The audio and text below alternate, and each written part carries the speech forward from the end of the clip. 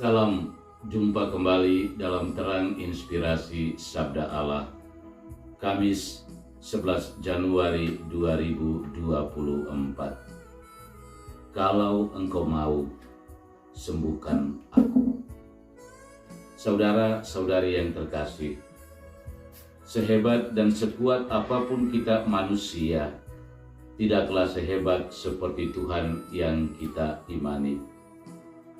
Kita mengimani Tuhan karena kita percaya dan mengandalkan Dia. Orang yang tidak beriman adalah dia yang hanya menaruh kepercayaan pada dirinya sendiri tanpa melibatkan peran Tuhan di dalam hidup dan kerjanya. Ada banyak di antara kita orang beriman yang hidupnya tidak lagi mengandalkan Tuhan. Mereka lebih mengandalkan kehebatan diri mereka. Mereka hanya mengandalkan Tuhan ketika Tuhan itu sungguh-sungguh dibutuhkan. Inilah akar kejatuhan manusia ketika dosa kesombongan itu masih menjadi penguasa tunggal di dalam hidup manusia.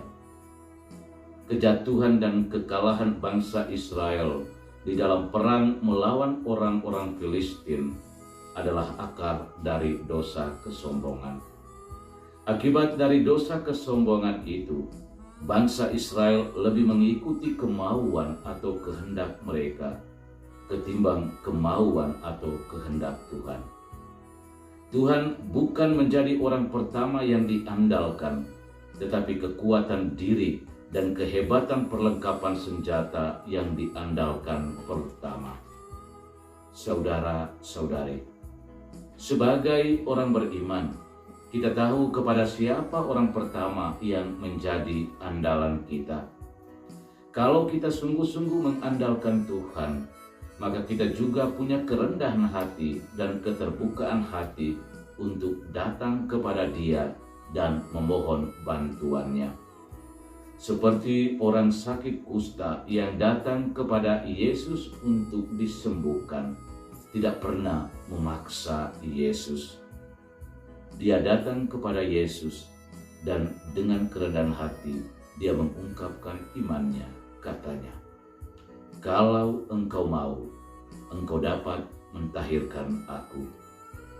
Justru sikap iman yang terbuka dan rendah hati seperti inilah yang telah membuat Yesus tergerak hatinya untuk mau menyembuhkan orang kusta itu. "Aku mau, jadilah engkau tahir." Itulah jawaban Yesus. Jawaban Yesus ini mau menunjukkan kesediaannya untuk menyembuhkan orang yang sakit kusta itu. Saudara-saudari yang terkasih, kita beriman kepada Tuhan bukan untuk mau mengatur Tuhan agar menuruti kehendak atau keinginan kita.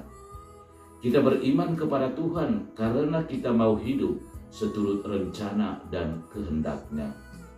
Itu berarti bahwa kita mau membiarkan diri kita untuk diatur seturut rencana dan kehendak Tuhan itu sendiri. Mari kita serahkan segala macam persoalan, beban kesakitan dan kesulitan yang kini sedang kita hadapi, sembari kita berdoa dan memohon kepada Tuhan. "Tuhan, kalau engkau mau, sembuhkanlah dan pulihkanlah aku dari segala macam persoalan, beban kesakitan dan derita." Saudara-saudari, percayalah, hanya dengan ungkapan doa dalam kerendahan hati seperti inilah, Tuhan pasti akan menjawab, "Aku mau." Tuhan bersamamu. Semoga hidup kerja rencana perjuangan kita pada hari ini dibimbing, dilindungi, dan diberkati oleh Allah yang Maha Kuasa, Bapa, Putra, dan Roh Kudus. Amin.